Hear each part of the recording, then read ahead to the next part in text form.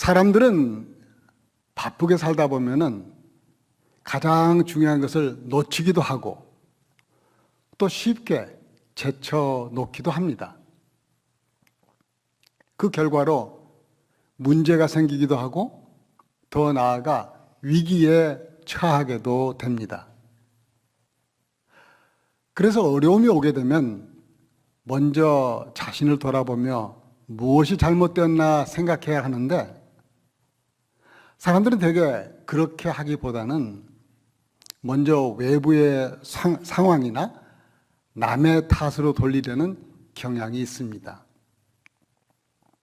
잘 아는 얘기지만 아담은 하나님이 주신 하와를 보자마자 이는 내 뼈 중에 뼈요 살 중에 살이로다 이렇게 했는데, 죄를 짓고 문제가 생기니까 이제는 하와를 주신 하나님을 원망하듯이 말을 하는데, 하나님이 주셔서 나와 함께 있게 하신 여자, 그가 그 나무 열매를 내게 주므로 내가 먹었나이다 하며 하와를 주신 하나님과 하와를 탓합니다.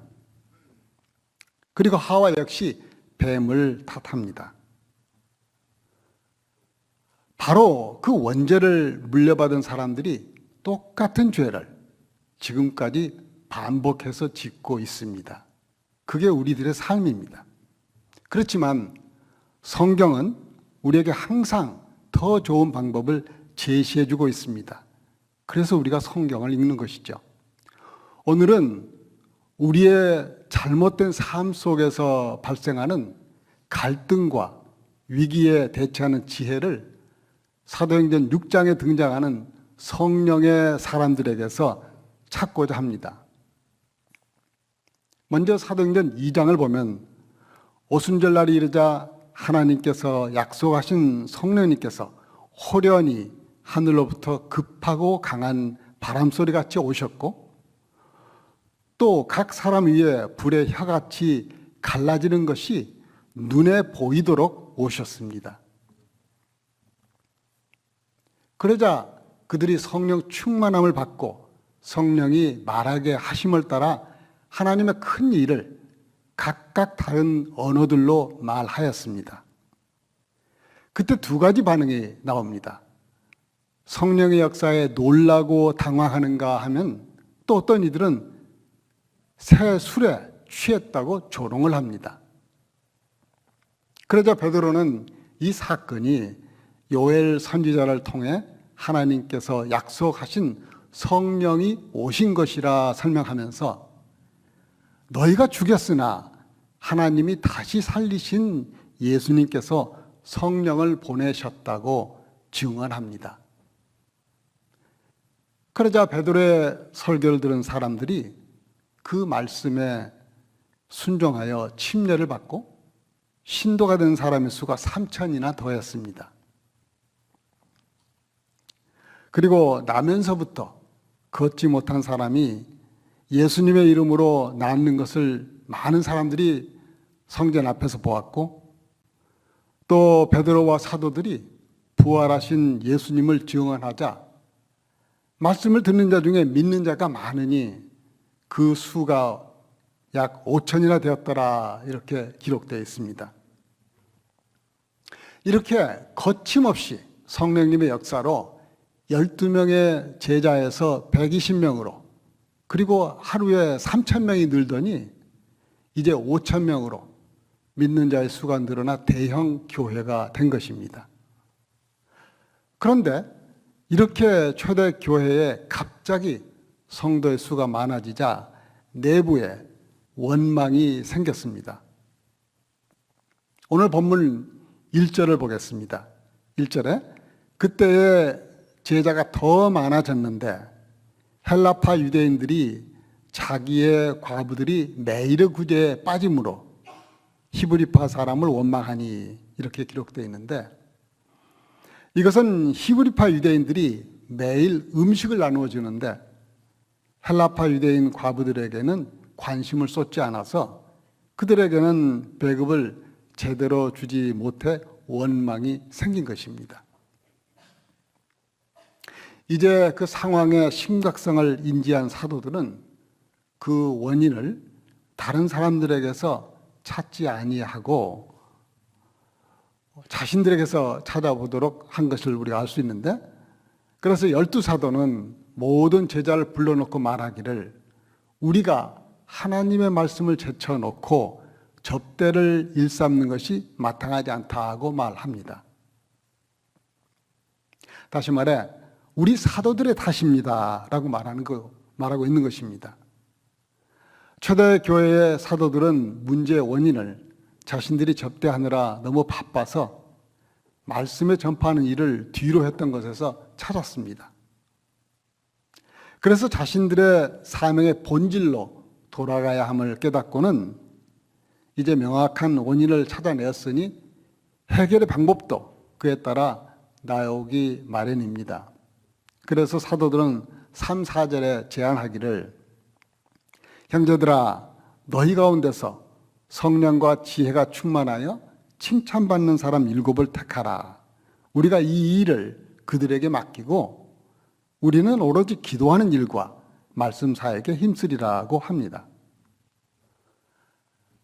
사도들은 이렇게 행정과 재정에 대한 책임질 교회 리더를 세우되 선택권도 형제들에게 위임하자 온 무리가 이 말을 기뻐합니다. 세상에서는 어느 조직이나 인사권과 재정권을 권력의 핵심이 가지게 되는데 사도들은 인사권을 행사하지 아니하고 성도들에게 위임하여 집사를 뽑도록 했고 재정권도 뽑힌 집사들에게 맡기겠다는 의미입니다.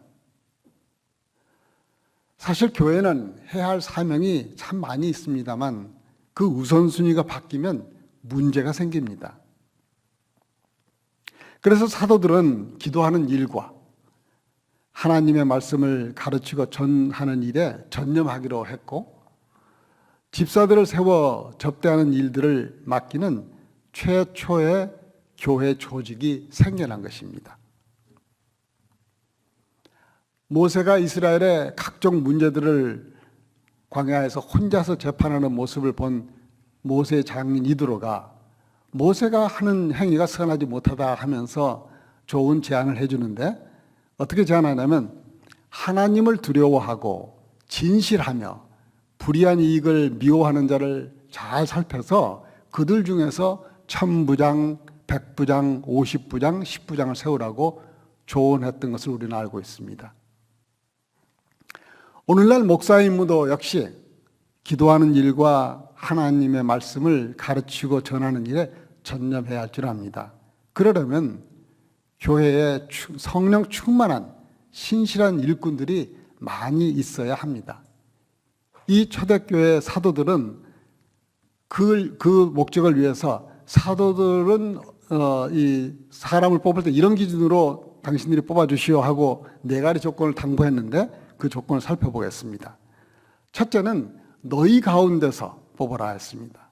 그 말씀은 제자들 가운데서 뽑으라는 것인데 다시 말해 예수 그리스도를 믿음으로 죄에서 해방되어 영원한 생명을 소유한 자라야 된다는 것입니다. 둘째는 성령 충만한 자입니다. 성령을 받지 못한 사람은 이성과 자기 의지와 지식으로만 모든 사물을 판단하려 합니다. 그러나 성령 충만하면 주님에 대한 사랑이 많아지며 사람의 영혼에 불쌍함이 보이고 부드러운 사람이 되면서 하나님께서 주시는 능력을 가지게 됩니다. 그리고 셋째로 지혜가 충만한 사람입니다. 지혜가 있어야 분별력과 사리 판단이 가능하고 조직을 관리하는 능력이 생기며 남의 말을 경청하는 자가 되어 문제를 해결할 수가 있습니다. 마지막으로 칭찬받는 사람입니다. 이런 사람은 덕이 있는 자로 스스로를 나타내지는 않지만 가는 곳마다 존경과 사랑을 받아 빛이 나는 사람을 말하고 있는 것입니다.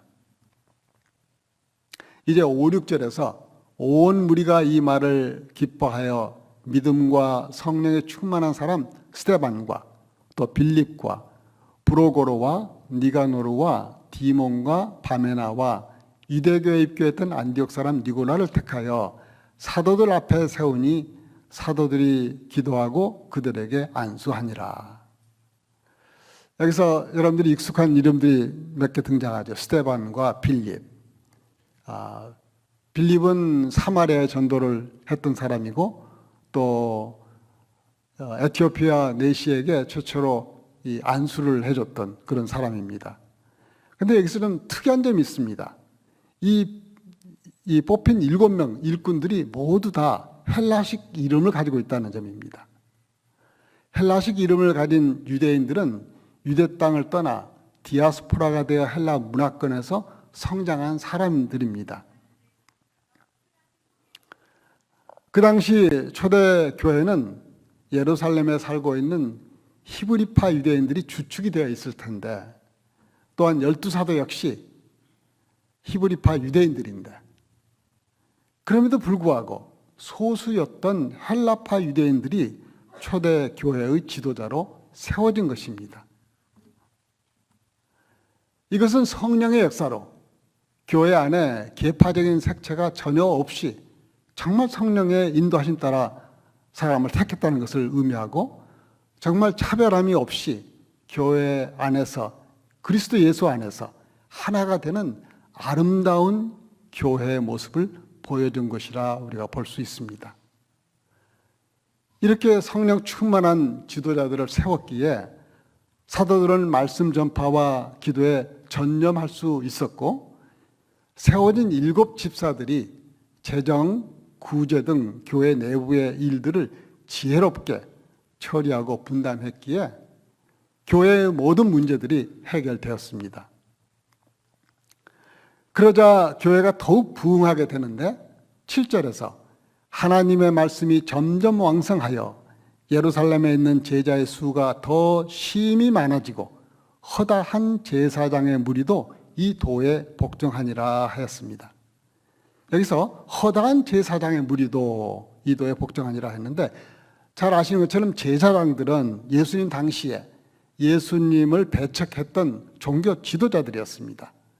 철저하게 예수님의 도를 배척하던 사람들이었는데 이들이 복음을 받아들였다는 것은 아주 특이한 사실입니다. 오늘날 사도행전 말씀이 우리에게 꼭 필요한 것은 하나님께서 기뻐하시는 교회가 어떠해야 하는지를 잘 보여주고 있기 때문입니다. 교회는 건물이 아니고 성령이 임한 사람들의 모임, 즉 성령의 사람들입니다. 그 사람들이 문제가 생겼을 때 어떻게 처리를 했는지를 잘 보여줬습니다. 그런데 오늘날 교회가 많이 타락해져서 기준이 모호해졌기 때문에 우리에게는 바른 기준과 본받아야 할 모델이 필요합니다. 그런데 이 사도행전 6장에 나온 성령의 사람들, 12사도들, 7명의 일꾼들, 그리고 이들을 뽑아 세운 초대교회 성도들, 이 뽑은 사람들의 전체 무리들은 히브리파 유대인들이 훨씬 많았는데 뽑힌 사람은 헬라파 유대인들이 뽑혔어요. 그런 거, 이들의 얘기가 진정한 교회의 얘기고 그들의 한 사람 한 사람 마음 가운데 있는 그런 마음이 우리들이 본받아야 할 마음이고 우리들의 기준이 되는 것입니다. 이제 그중 스데반에 대해서 한번 자세히 보도록 하겠습니다. 그는 예수님을 사랑하였고 교회의 일꾼으로 기쁘게 증인의 사명을 감당했던 사람으로 우리에게 참 모델이 되고 기준이 되는 사람입니다. 8, 9, 10절을 함께 읽겠습니다. 8절 스데반이 하죠. 스데반이 은혜와 권능에 충만하여 큰 기사와 표적을 민간에게 행하니 이른바 자유민들 즉 구레네인 알렉산드리아인 길리기아와 아시아에서 온 사람들의 회당에서 어떤 자들이 일어나 스데반과 더불어 논쟁할세 스데반이 지혜와 성령으로 말함을 그들이 능히 당하지 못하여. 자, 이렇게 했는데 스데반을 설명하고 있는, 스데반 앞에 붙어 있는 수식어가 참 많습니다. 그러니까 성령이 충만한 사람, 지혜가 충만한 사람, 믿음이 충만한 사람, 은혜가 충만한 사람, 권능이 충만한 사람. 다시 한번 하겠습니다. 성령이 충만한 사람, 지혜가 충만한 사람, 믿음이 충만한 사람, 은혜가 충만한 사람, 권능이 충만한 사람. 저와 여러분들이 그런 사람이 되기를 원합니다. 성령, 지혜, 믿음, 은혜, 권능, 이 5가지가 모두 충만해요. 신앙과 인격이 영적으로 균형이 있는 그런 사람이었습니다. 그는 교회의 재정과 행정 그리고 구제 일을 담당하는 일꾼으로서 교회 안에서 자신에게 맡겨진 일만 하더라도 가벼운 일이 아니었을 것입니다.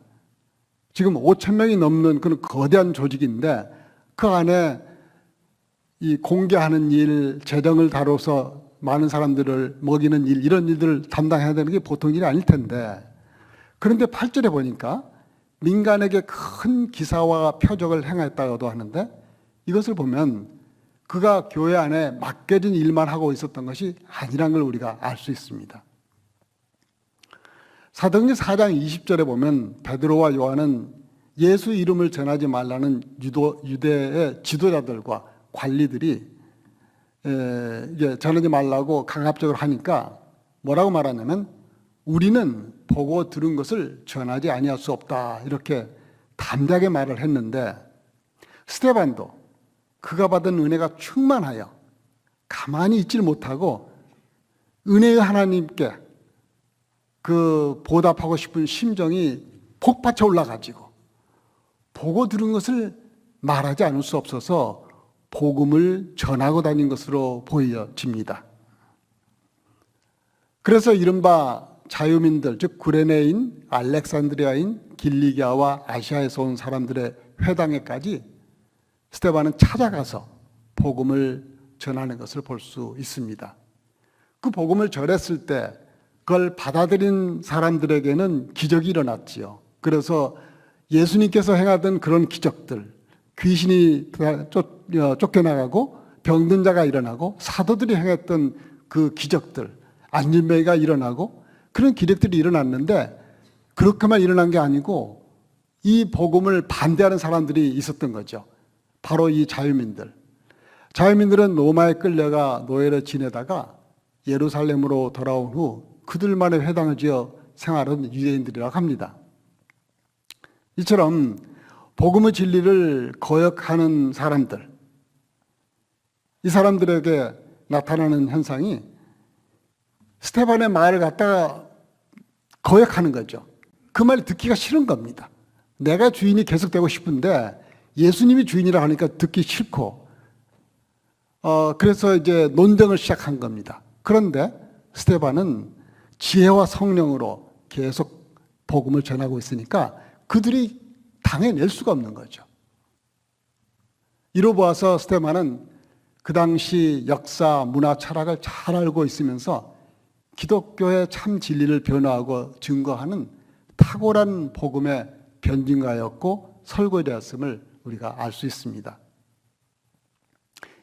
이 자유민들이 스데반과 논쟁하다가 당해내지를 못하니까 거짓되고 비열한 방법을 동원하여서 스데반을 공회에 넘기는 이 얘기가 10절에서부터 14절에 나오는데, 쉬운 성경으로 제가 읽어드리겠습니다. 스데반이 말하는 지혜나 성령을 당해낼 사람은 아무도 없었습니다. 그래서 그들은 돈을 주고 사람들을 사서 스데반이 모세와 하나님을 모독하는 소리를 우리가 들었습니다라고 거짓말을 하게 만들었습니다.